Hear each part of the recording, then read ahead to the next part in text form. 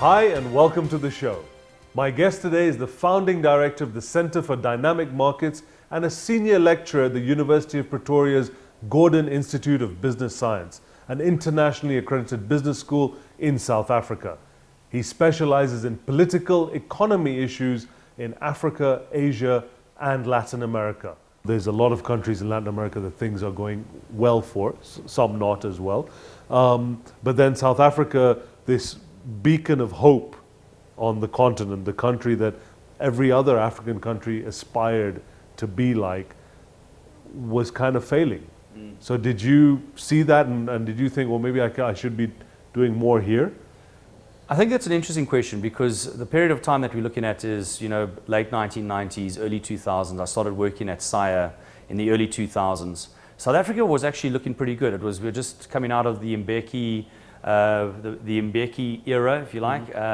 So we had gone through the euphoria of the Nelson Mandela administration, where admittedly or realistically, it was our entry into the global community, but in terms of hard policy and hard decisions, very little was made during that presidency.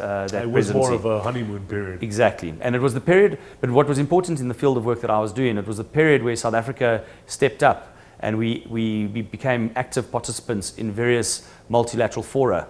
Things like the WTO, various UN initiatives, especially on the continent. That was when we became active players in SADC, in the African Union, and all the rest of it, which were forums that were actually often motivated by what they were united against, which was apartheid South Africa. So that was our period of political inception.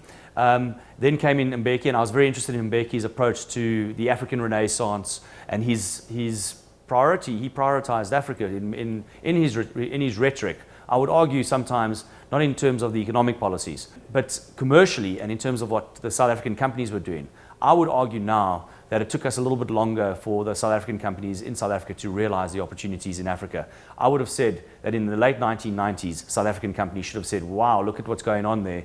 Let's look to engage with the other African economies, be it part of history, be it a poor understanding of how sustainable business works. They've only now started to realize in the last 3 or 4 years how you actually forge these partnerships. Lyal, thanks a million, my brother. It's been a pleasure and it's been an honor. Thank you. Great. It's Thank you. really been good. Very, very good being with you. No, it's fantastic. Thank you so much.